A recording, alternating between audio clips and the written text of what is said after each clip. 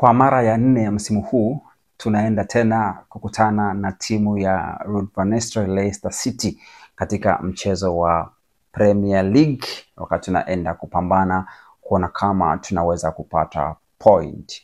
Habari njema ni kwamba katika michezo yote ambayo tumekutana na Leicester msimu huu, michezo mitatu, tumepata ushindi. Tutarajie nini katika mchezo ambao unafuata dhidi ya Leicester, mchezo huu wa Premier League?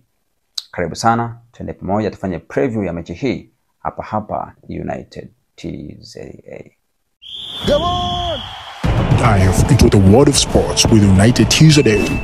Hujambo mwana United, karibu sana United TZA tuweze kufanya preview ya mechi ambayo inafuata dhidi ya Leicester City, na hii mechi itachezwa katika uwanja wa King Power kule Leicestershire, na referee wa mechi hii atakuwa ni bwana Thomas Bramo, katika mechi muhimu ambayo itachezwa siku ya Jumapili Machi 16 mishale ya saa 4 usiku kwa saa za Afrika Mashariki. Ni mechi ya raundi ya 29 na mechi zinazidi kuyoyoma na ligi hii inakaribia kuisha.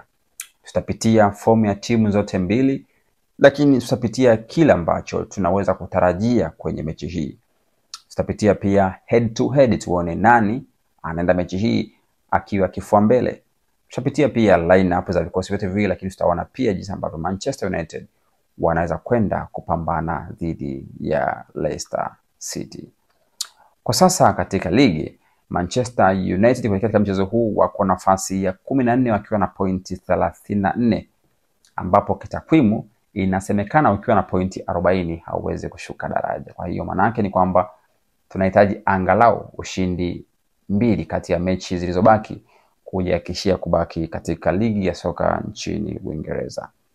Wakati huo Leicester anaelekea kushuka daraja akiwa katika nafasi ya 19 akiwa na nusu ya pointi za Manchester. Hiyo kwa maana ya kwamba ana pointi 17 katika michezo 28 iliyopita. Yuko katika hali ngumu sana na nafikiri ataondoka katika ligi msimu huu.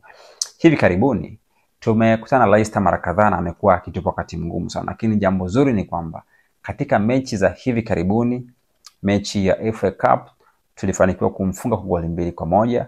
Mechi ya Premier League ambayo tulicheza Old Trafford tuliwaka sana tukamfunga goli 3-0, na mechi ya EFL Carabao Cup katika uwanja wa Old Trafford ambayo ilichezwa tulimfunga kwa goli 5-2 Oktoba 2024. Na kabla ya hapo tulikuwa tumemfunga pia kwenye Premier League mwaka 2023 kwa goli 3-0, na kabla ya hapo tulikuwa tumemfunga pia kwa goli 1-0. Mara ya mwisho kupata sare ilikuwa ni mwaka 2022 Aprili. Kwa hiyo maana yake ni kwamba mechi za hivi karibuni hajatupa wakati mgumu, tumefanikiwa kupata ushindi katika mechi nyingi ambazo tumecheza na Leicester City. Kwa ujumla katika mechi ambazo tumecheza dhidi ya Leicester City tumeshinda mara 14, yeye ameshinda mara 4 na tumepata sare mara 5. Kwa hiyo tupo kifua mbele kitakwimu katika mchezo huu dhidi ya Leicester City. Taarifa mbaya ni kwamba kwa upande wa Leicester, kwa mechi 5 za mwisho wamepoteza mechi zao zote. Wakati huo Manchester United, ingawa watu wanatucheka, ingawa watu wanaonekana sisi na mchongo, lakini naomba nikwambie kwamba hatujapoteza mechi katika mechi 5 zilizopita, sare 3, ushindi 2. Miongoni mwa ushindi muhimu sana ambao tulipata pale Alhamisi dhidi ya Real Sociedad kwa kushinda 4-0, hat-trick ya bwana Bruno Fernandes na kutupeleka katika robo finali ya Europa League msimu huu. Kwa hiyo katika mechi 5 zilizopita Leicester City amefunga goli 1 tu na hajafungwa katika mechi 4 zilizopita, hajapata goli hata moja, hajapata clean sheet kwa mechi zaidi ya 24. Unaweza kaona kila kitu kinatubia katika mchezo huu. Kwa hiyo nafikiri huu ni mchezo mwingine ambao tunaweza kumchapa Leicester City vizuri kabisa. Wakati United katika mechi 5 za mwisho tumefanikiwa kufunga magoli 10, kati ya hayo 4 yakipatana katika mchezo wa mwisho dhidi ya Real Sociedad. Lakini pia hatujapoteza dhidi ya Leicester katika mechi 6 za mwisho ambapo tumeshinda mara 5 na kupata sare mara 1. Hata hivyo na sisi pia tuna shida nyingine kwa sababu hatujafanikiwa kupata clean sheet katika mechi zaidi ya 9 zilizopita. Kwa hiyo kila mechi ni kama tunaruhusu goli, kwa hiyo sitashangaa pia mechi hii tukiweza kuruhusu goli katika uwanja wa King Power pale mjini Leicester. Manchester kuna baadhi ya wachezaji ambao hawatapatikana katika mchezo huu. Miongoni mwao ni mchezaji muhimu sana Partey Dogu ambaye atakuwa anaendelea kutumikia adhabu yake, na hii itakuwa ni mechi yake ya mwisho ambayo ataikosa katika ligi kwa sababu ya suspension aliyopata kadi nyekundu, na inaisha katika mchezo huu. Kwa maana baada ya hapo anaweza kupatikana, lakini bado Ahmad yuko nje muda mrefu. Harry Maguire pia bado hayuko sawa. Maino, Leny Yoro pia wameumia. Luke Shaw, Martinez, Mount ametajwa kwamba atakuwa fit lakini hataanza katika mchezo huu, anaweza kaanzia bench. Kwa nitarajia kumuona Mount kwenye kikosi katika mchezo huu, lakini watu muhimu hapa ambao naona tunahitaji kuona wamekosa ni pamoja na Partey Dogu ambaye anatumikia adhabu yake ya mwisho katika mchezo huu. Kwa hiyo tukiangalia kwa haraka hapa, kikosi cha Manchester kitakuwa bila Partey Dogu. Kwa hiyo maana yake ni kwamba nategemea kuona mabadiliko machache kutoka kile kikosi ambacho kilifunga goli 4 dhidi ya Europa League. Of course bila Partey Dogu naona kabisa timu inakuwa haichezi kama vile ambavyo inacheza akiwepo.